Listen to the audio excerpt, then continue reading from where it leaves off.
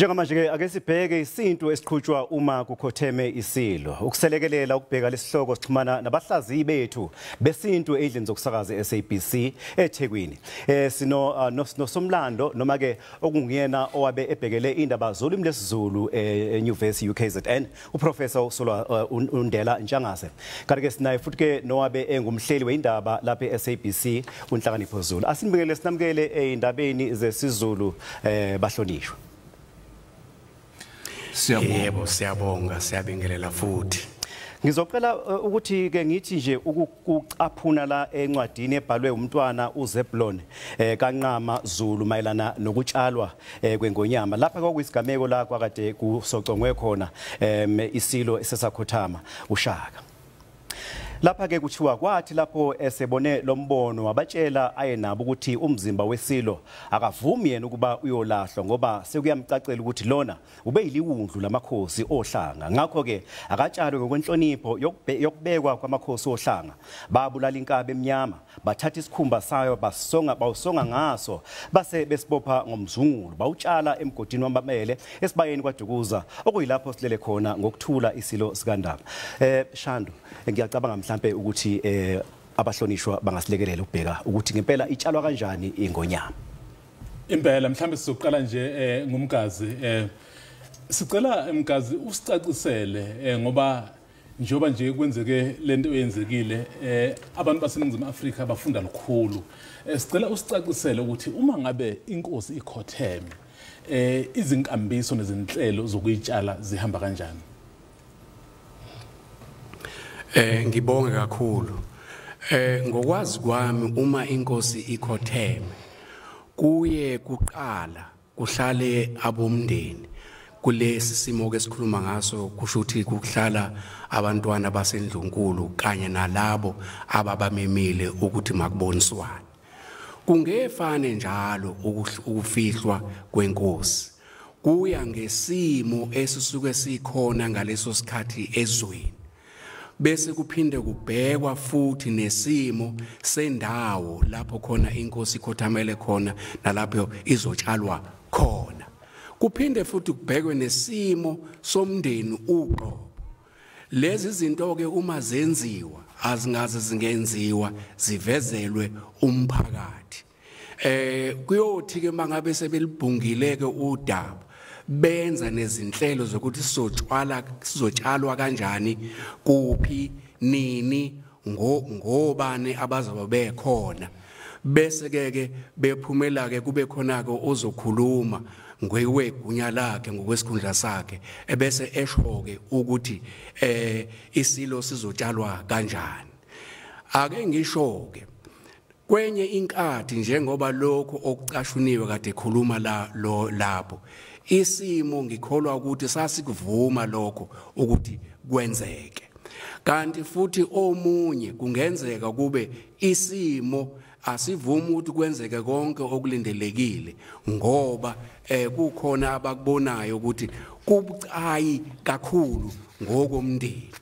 Komunye futhi njengalona ke esikuona njengamanje kusho ukuthi ke indlunkulu ithe mayihlala ibheka zonke lezi zinto esengizishilo yasithatha isinqumo sokuthi ke cha umngcwabo uzohamba ngalendlela ke ozohamba ngayo.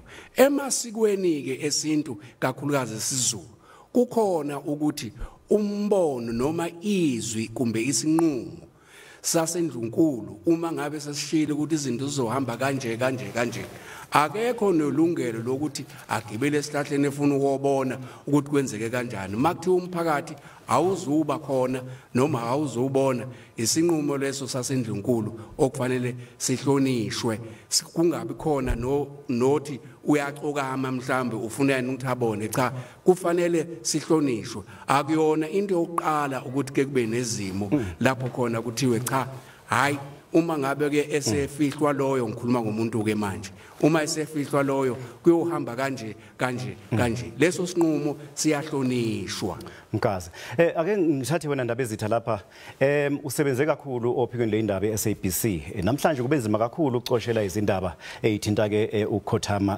kwesilo njengoba besilandwa emakhazini umzimba waso njengamanje nje asikwazi ukuthi ke siye ngaphakathi noma ke sibe seduzane nje la kusetshenzwa khona sitshene ngomlando onawo ngokusebenza nesilo seyintatheli eSABC.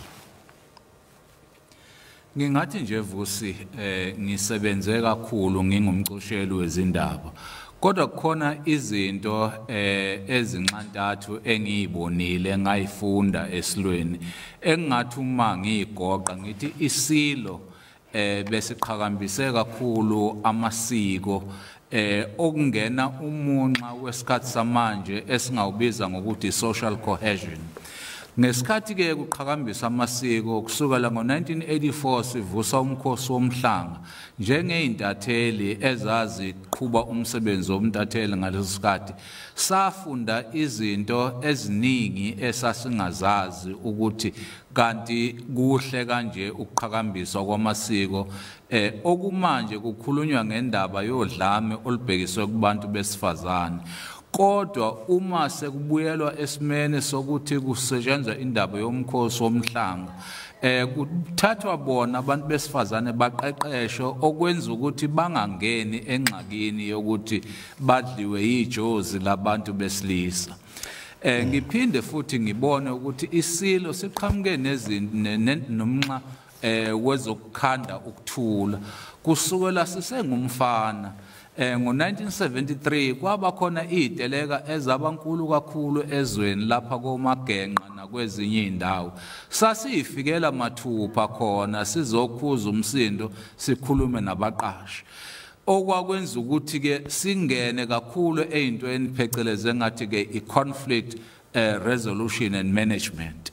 Kuphinde futhi kube khona umunxa wesithathu engathi ke umunxa we-development ukuthuthukiswa komphakathi okuyinto ke leyo eyinkinga kakhulu eindaweni zasemakhaya lapho izinto eziqaqene khona okufanele isondezwe abakhule ngesikhathi sami bebehamba 20 kilometers umuntu eya esikoleni kodwa namhlanje isigodi nesigodi sinesikole kukhona ke izimo eziningi isilo esizichallengeile ukuthi kufike kuleso sikhathi bese kuba ukuthi esikhathini saso sokuphatha ngingathi he was transcending from modernity to tradition lapho ukuthi yena ubone i19th century wafika kwi21st century esekufanele ukuthi kwenziwe izinto ezehlukile ngendlela eyehlukile kunesikhathi lapho oyisemkhulu ababenza indlela ababenza ngayo bese kuphinda ke kuba ukuthi into eyenza ukuthi indoda kwaZulu nomuzi ihlonipheke indaba yomhlaba iSouth Africa yonke kumanje inkinga yomhlaba ikhona ukhuluma ngendaba yama-land invasions ukhuluma ngalokho nalokho kodwa isizwe samaZulu ngaphansi kweNgonyama Trust Act sinomhlaba waso okuwukuthi ke asazi ukuthi kuyoqhubeka kanjani kodwa ke isilo leminxa ake siba kanjalo Ndaba ezitha ngixolise kakhulu ukuthi ke ngiphazamise sibona ke indaba yesikhathi